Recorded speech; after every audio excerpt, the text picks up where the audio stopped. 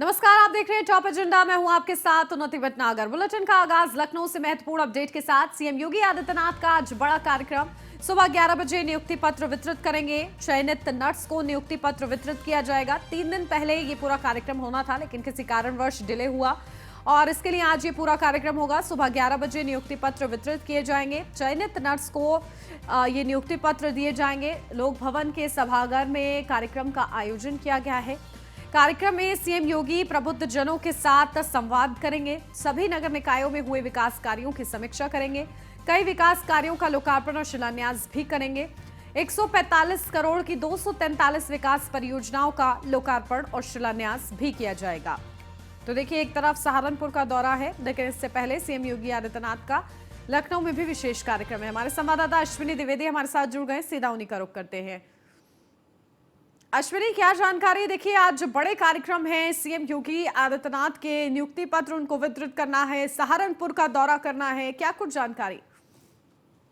बिल्कुल, उत्तर प्रदेश की स्वास्थ्य सेवाओं को बेहतर करने के लिए उत्तर प्रदेश सरकार लगातार प्रयासरत है। अभी हाल ही में देखा गया कि लगातार उत्तर प्रदेश के अंदर हर जिले में, हर डिस्ट्रिक्ट में मेडिकल कॉलेज खोलने को लेकर के प्रक्रिया चल रही है। तमाम ऐसे जिले हैं जहां पर मेडिकल कॉलेज बनकर शुरू भी हो चुके हैं और कई जिले ऐसे हैं जहां पर अंडर प्रोसेस है। निश्चित तौर पर उसको लेकर के अब स्टाफ की जरूरत पड़ती है।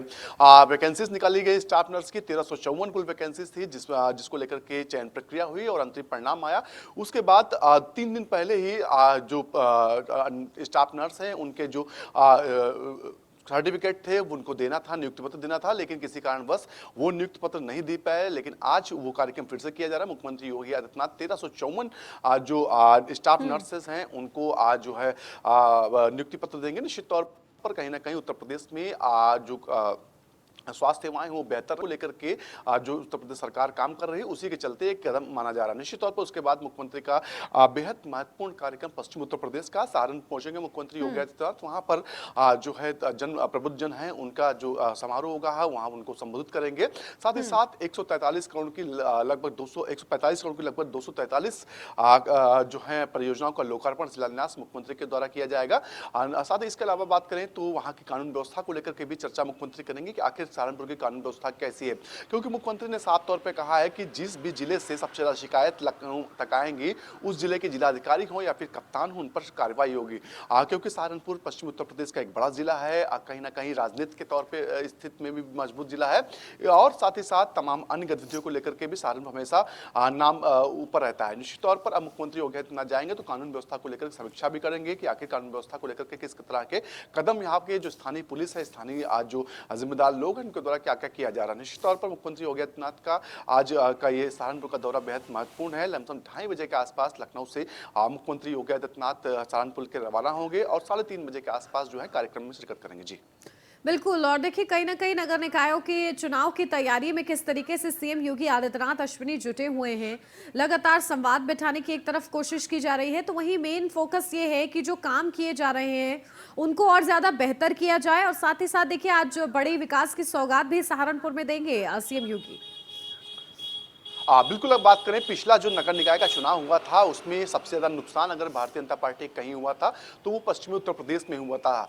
सहारनपुर, मुरादाबाद ये वो जिले थे जहां पर भारतीय जनता पार्टी जो है बहुमत नहीं पा पाई थी, जहां पर कहीं ना कहीं पिछड़ गए थे। निश्चित तौर पर इस बार पिछली बार 16 नगर निगम को लेकर चुनाव हुआ था, इस बार 17 नगर निगम है और भारतीय जनता पार्टी चाह रही है कि किसी भी तरीके से 17 के 17 नगर निगम उसके कब्जे में हो। निश्चित तौर पर इसको लेकर के अभी से एक तरीके से रणनीतिक तौर पर कार्यक्रम लगाए जा रहे हैं, चाहे मुख्यमंत्री का कार्यक्रम हो, चाहे दोनों उप मुख्यमंत्री कार्यक्रम हो या फिर भारतीय जनता पार्टी के प्रदेश अध्यक्ष का कार्यक्रम या फिर तमाम अन्य मंत्रियों का कार्यक्रम। निश्चित तौर पर लगातार दौरों पर दौरे चल रहे हैं, क्योंकि ना कहीं भारतीय जनता पार्टी चुनाव को भी, चाहे पंचायत का चुनाव हो चाहे निकाय का चुनाव हो, वो एक तरीके से लड़ती है और उसी का फायदा उसको मिलता है। 2017 में मिला, 2019 में मिला, 2022 में मिला और अब निकाय चुनाव है। निकाय चुनाव को लेकर के भी एक तरीके से आंतरिक रणनीति बन चुकी है, उस पर काम चल रहा है। हालांकि जैसे जैसे चुनाव नजदीक आएगा वैसे खुलकर मैदान में जो भारतीय जनता पार्टी के सिपाही हैं वो लग जाएंगे। लेकिन अभी अगर बात करें तो अभी सांकेतिक रूप से कहीं ना कहीं चाहे प्रदेश के मुख्यमंत्री योगी आदित्यनाथ हो, चाहे वो दोनों डिप्टी सीएम हो, लगातार दौरे कर रहे हैं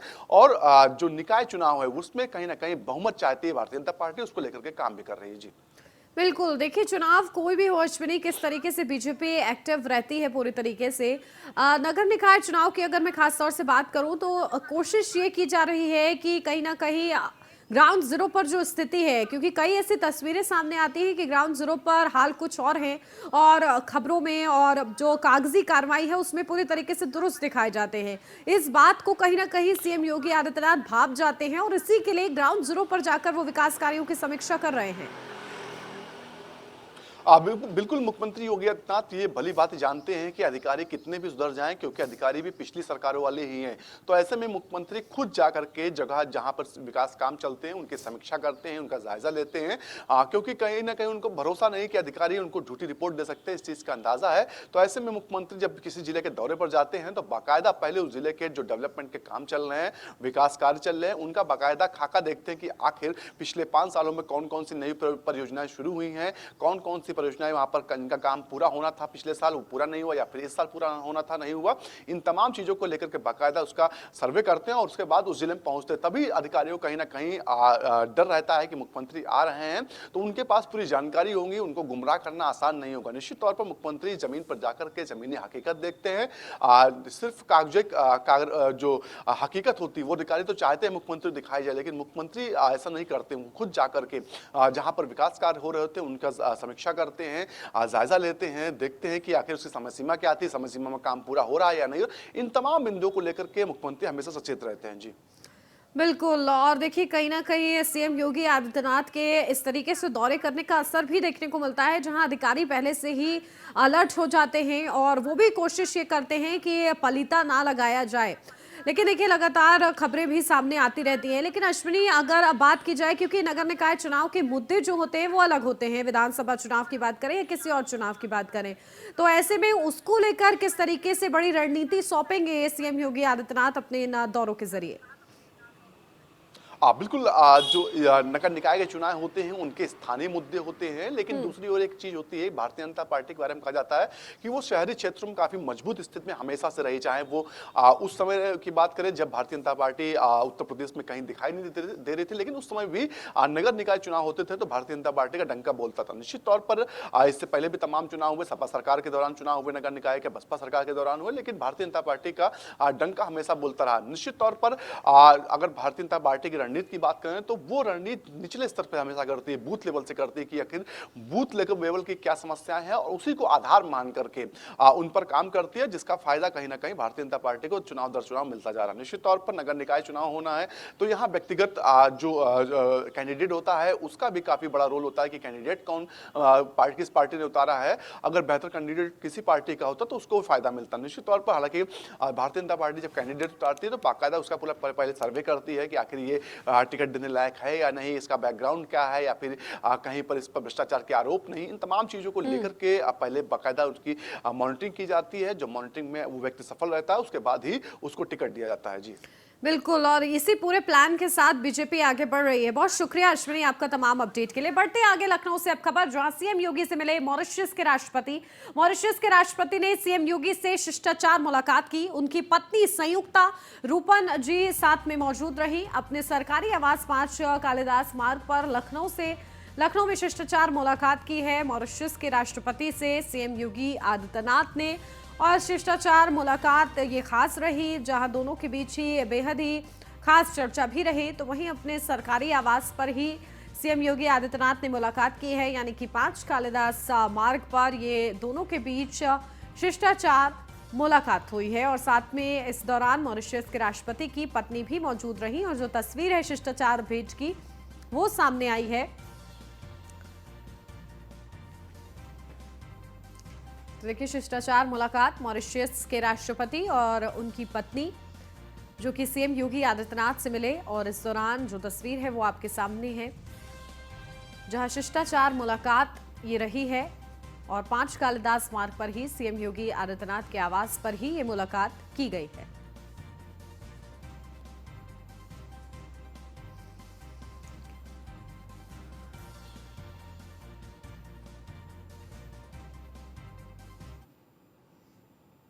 लखनऊ से बड़ी खबर, जहां छुट्टी लेकर चुनाव प्रचार करने वाले पुलिसकर्मियों पर होगी कार्रवाई। जहां एडीजी कानून व्यवस्था ने प्रदेश भर के पुलिस अफसरों को निर्देश दिया है, प्रदेश में हो रहे उपचुनाव में प्रचार करने वाले पुलिसकर्मियों पर कार्रवाई की जाएगी। जहां छुट्टी लेकर प्रचार करते पाए जाने पर कठोर कार्रवाई के निर्देश दिए गए हैं। तो देखिए, किसी भी पुलिसकर्मी को, कोई भी पुलिसकर्मी अगर छुट्टी लेता है और उपचुनाव को लेकर प्रचार प्रसार करता है तो उस पर कार्रवाई की जाएगी। इसके निर्देश जो हैं जारी कर दिए गए हैं। छुट्टी लेकर प्रचार प्रसार पर रोक रहेगी पूरी तरीके से। पुलिसकर्मियों पर, ऐसे पुलिसकर्मियों पर कार्रवाई के भी निर्देश दे दिए गए हैं। एडीजी कानून व्यवस्था ने प्रदेश भर के पुलिस अफसरों को ये निर्देश जारी किए हैं। प्रदेश में हो रहे उपचुनाव में प्रचार प्रसार करने वाले पुलिसकर्मियों पर सख्त कार्रवाई की जाएगी और छुट्टी लेकर प्रचार करते अगर वो पाए जाते हैं तो उन पर कठोर कार्रवाई के निर्देश भी एडीजी की तरफ से जारी किए गए हैं। तो देखिए, उपचुनाव से पहले ये एडीजी की तरफ से बड़े निर्देश जारी किए गए हैं, जहां ये कहा गया है कि जो भी पुलिसकर्मी अगर छुट्टी लेता है और उपचुनाव के लिए प्रचार प्रसार करता हुआ पाया जाता है तो उस पर कठोर और सख्त कार्रवाई की जाए। इसके निर्देश दे दिए गए हैं। किसी भी तरीके से लापरवाही ना सामने आए, छुट्टी ना दी जाए अगर प्रचार प्रसार के लिए जाना हो। तो ये तमाम सख्त निर्देश जारी किए गए हैं एडीजी की तरफ से, ताकि कानून व्यवस्था में किसी भी तरह की कोई धांधलीबाजी ना हो सके। उपचुनाव से पहले ये जरूरी दिशा निर्देश माने जा रहे हैं एडीजी के।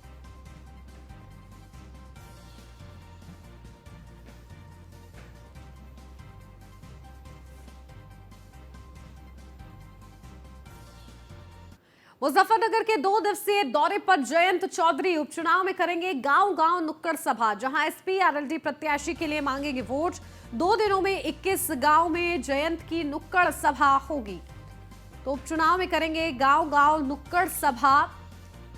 2 दिनों में 21 गांव में जयंत की नुक्कड़ सभा होगी, जहां एसपी आरएलडी प्रत्याशी के लिए मांगेंगे वोट। और इसके लिए 2 दिनों के लिए ये रूपरेखा तैयार की गई है, जहां 2 दिनों में 21 गांव को कवर किया जाएगा, जहां जयंत की नुक्कड़ सभा की जाएगी। मुजफ्फरनगर के 2 दिवसीय दौरे पर जयंत चौधरी उपचुनाव में करेंगे गांव-गांव नुक्कड़ सभा। तो मुजफ्फरनगर की खतौली सीट पर विधानसभा उपचुनाव हो रहा है और इसके लिए एसपी आरएलडी प्रत्याशी के लिए वोट मांगेंगे जयंत चौधरी। 2 दिनों में 21 गांव में जयंत की नुक्कड़ सभा होगी और इस दौरान जाके घर घर जाके वोट की अपील की जाएगी। तो उपचुनाव में करेंगे गांव-गांव नुक्कड़ सभा। बड़ी तैयारी में है एसपी आरएलडी, गठबंधन में है क्योंकि खतौली विधानसभा सीट से, और इसके लिए बड़ी तैयारी है। 2 दिनों में बताया जा रहा है, ये प्लान तैयार किया गया है कि 21 गांव को कवर करेंगे जयंत चौधरी और उनकी नुक्कड़ सभाएं आयोजित की जाएंगी, जिसके माध्यम से वो प्रत्याशियों के लिए वोट की अपील करते नजर आएंगे।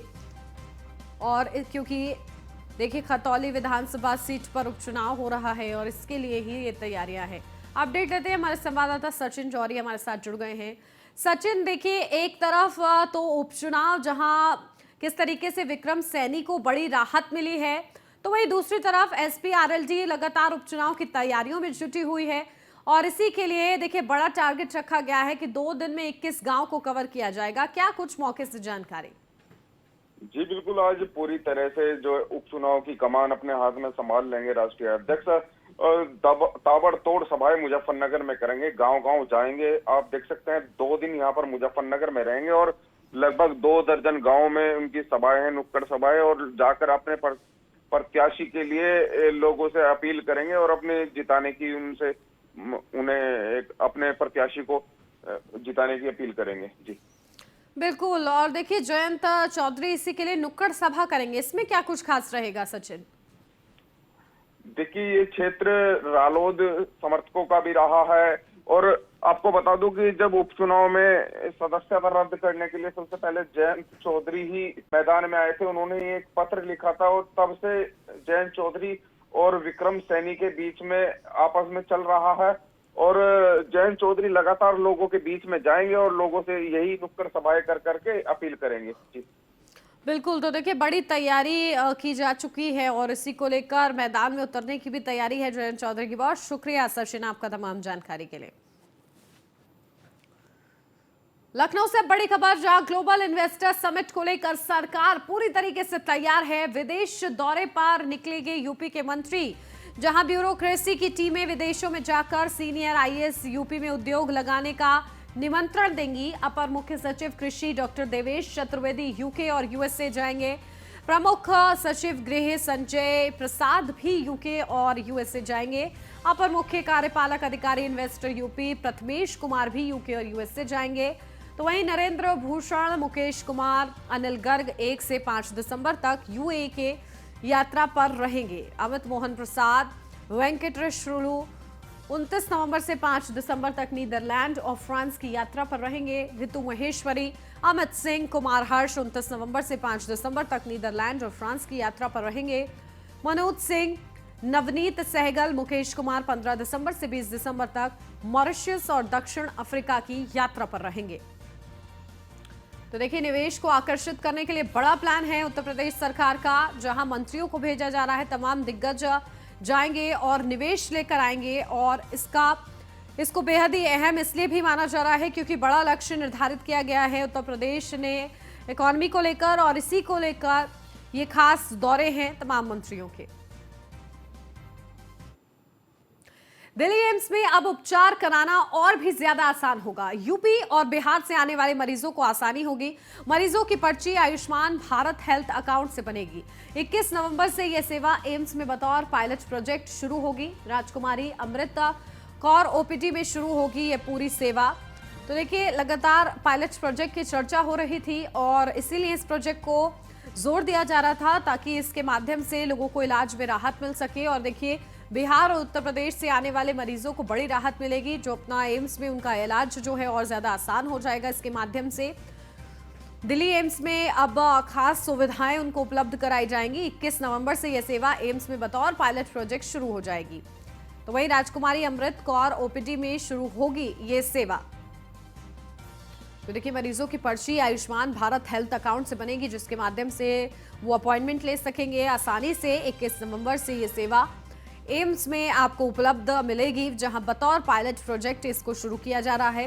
राजकुमारी अमृत कौर ओपीडी में शुरू होगी ये विशेष सेवा।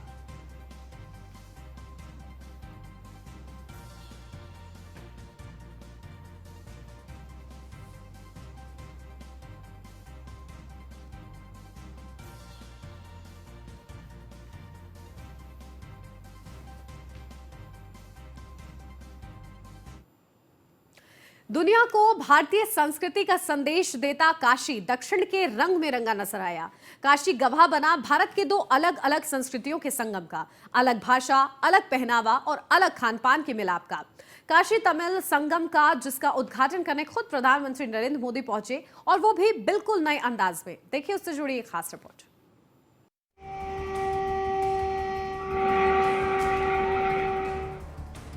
काशी में पीएम मोदी का अन्ना लुक, उत्तर के काशी में दक्षिण का संगीत, सबसे प्राचीन शहर में सबसे प्राचीन संस्कृति का दृश्य।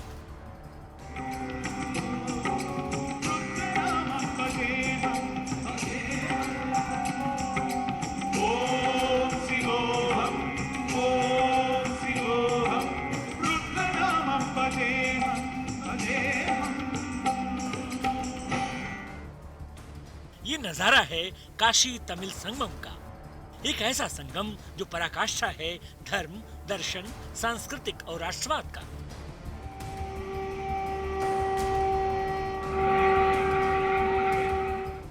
करीब 1900 साल बाद काशी में आयोजित तमिल संगमम कार्यक्रम का उद्घाटन करने पहुंचे पीएम मोदी भी दक्षिण के रंग में रंगे नजर आए।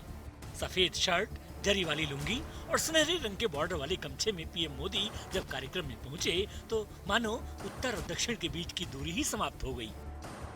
हमारे देश में संगमों की बड़ी महिमा, बड़ा महत्व रहा है।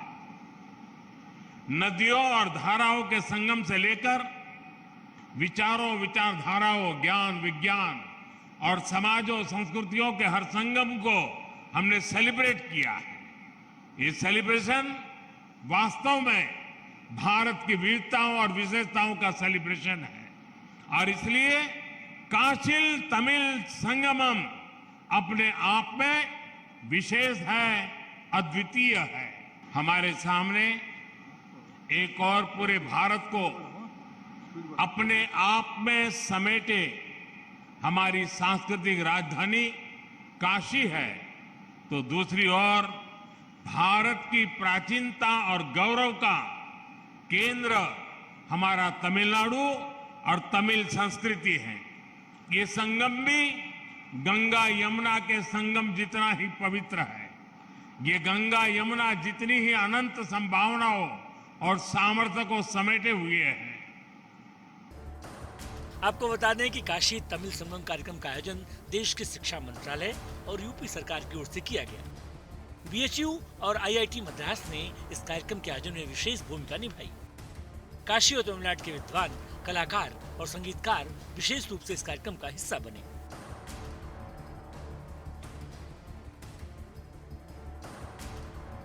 खास बात यह है कि इस कार्यक्रम के तहत अगले 30 दिनों तक बीएचयू में उत्तर प्रदेश की जनता तमिलनाडु की संस्कृति से रूबरू होगी। साथ ही अगले 1 महीने तक काशी वासी तमिलनाडु के खान पान का लुत्फ भी उठा सकेंगे। और सबसे खास बात ये कि इस कार्यक्रम के जरिए दक्षिण और उत्तर के रिश्तों को एक नई मजबूती मिलेगी। न्यूज़ 1 इंडिया के लिए वाराणसी से संतोष ओझा की रिपोर्ट। अब खबर गाजियाबाद से, जहां पुलिस और बदमाशों के बीच मुठभेड़ हुई। चेकिंग के दौरान पुलिस की बदमाशों से मुठभेड़ हुई। इंदिरापुरम इलाके में बदमाशों से मुठभेड़ हुई है। पुलिस की जवाबी कार्रवाई में एक बदमाश घायल हो गया। पुलिस ने मुठभेड़ के दौरान 2 बदमाशों को गिरफ्तार किया है। तो देखिए, 2 बदमाश पुलिस के हत्थे चढ़े हैं। मुठभेड़ के दौरान ये बड़ी गिरफ्तारी हुई है। इंदिरापुरम इलाके में ये मुठभेड़ हुई, जिसके बाद 2 बदमाश के पैर में गोली लगी और वो घायल हुए, जिसके बाद पुलिस ने उन्हें गिरफ्तार कर लिया है। तो देखिए, लगातार बदमाशों के खिलाफ सघन चेकिंग अभियान चला रही है पुलिस और उसी के अनुरूप ये बड़ी सफलता। चेकिंग कर रही थी इंदिरापुरम थाना क्षेत्र में, बैरियर डाल के चेकिंग हो रही थी। तभी सामने से दो मोटरसाइकिलों पे सवार 3 व्यक्ति आते हुए दिखाई दिए। जब उनको चेकिंग के दौरान रुकने का इशारा किया गया तो उन्होंने मौजूद पुलिस पार्टी पे फायर किया। एक्सचेंज ऑफ फायर में एक व्यक्ति लड़खड़ा के गिरता है अपाचे बाइक लेके। जब उसको पुलिस दौड़ाती है तो दूसरा व्यक्ति पुलिस पार्टी पे फायर करते हुए भागने लगता है। एक्सचेंज ऑफ फायर में उस व्यक्ति के दूसरे व्यक्ति के पैर में गोली लगती है और पहला व्यक्ति जो अपाचे चला रहा होता है अपाचे के साथ गिरा मिलता है। जब पुलिस मौके पर जाती है तो इन दोनों व्यक्तियों की पहचान, जो गोली लगा बदमाश है उसकी शमशेर के रूप में होती है, जो कि मूल रूप से बिहार का रहने वाला है, वर्तमान में कौशाम्बी थाना क्षेत्र में रह रहा था। इसके ऊपर लगभग लूट और चोरी के 1 दर्जन मुकदमे चिन्हित होते हैं और दूसरा व्यक्ति जो कि सर्वर नाम से चिन्हित होता है, यह भी बदमाश है और इसके ऊपर भी आधा दर्जन से ज्यादा लूट के और चोरी के मुकदमे मिलते हैं। गाजियाबाद पुलिस अपडेट देते हैं, हमारे संवाददाता यादराम भारती हमारे साथ जुड़ गए हैं। यादराम, क्या जानकारी? देखिए, मुठभेड़ के दौरान 2 बदमाश गिरफ्तार हुए हैं, क्या कुछ अपडेट? देखिए, लगातार गाजियाबाद में जो चेकिंग अभियान है वो जोरों पर है और शायद ही ऐसा कोई दिन जाता हो जब पुलिस की बदमाशों से मुठभेड़ ना होती हो। इंदिरापुरम इलाके में भी पुलिस चेकिंग कर रही थी कल रात और जब उन्हें एक बाइक पर, अपाची बाइक पर सवार युवक कुछ आते दिखाई दिए तो उन्होंने रुकने का इशारा किया, लेकिन बदमाशों ने बाइक न रोक करके पुलिस की जो पार्टी थी उस पर फायर कर दिया। और जो बदमाश है, जब पुलिस से मुठभेड़ हुई तो एक बदमाश गोली लगने से घायल हो गया, जिसका नाम शमशेर उर्फ लाला था, जो कि गोली लगने से घायल हो गया। साथ ही इसके जो 2 साथी थे जो कि उस समय भागने में फरार हो गए थे, जिसका नाम सरवर और संजय था, उनको भी पुलिस ने गिरफ्तार कर लिया और पुलिस इस बात की पूछताछ कर रही है कि आखिर वो इस इलाके में किस बड़ी घटना को अंजाम देने के लिए घूम रहे थे। मैं बता दूं कि जो तीनों बदमाश हैं उनके ऊपर लूट चोरी के कई दर्जन मुकदमे हैं और कई घटनाओं को गाजियाबाद ही नहीं बल्कि जो आसपास के जो इलाके हैं वहां भी लूट की और जो चोरी है उनकी वारदातों को अंजाम दे चुके हैं। फिलहाल पुलिस इनसे पूछताछ कर रही है और ये जानने की कोशिश कर रही है कि और इस गैंग में कितने सदस्य हैं और आखिर इनकी जो मंशा है लूट या डकैती की वो किस एरिया में थी। जी बिल्कुल, क्या इनके और भी संगी साथी हैं जिनको पुलिस आगे पकड़ रही है?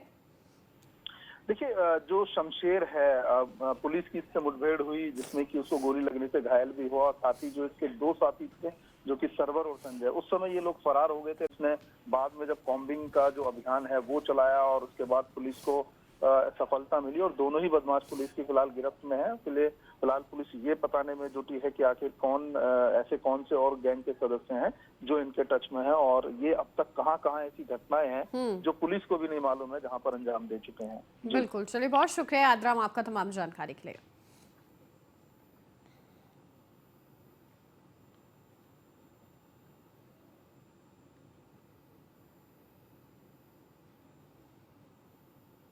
और इसी के साथ इस बुलेटिन में फिलहाल बस इतना ही। खबरों का सिलसिला आगे भी जारी है, आप बने रहिए न्यूज़ 1 इंडिया के साथ।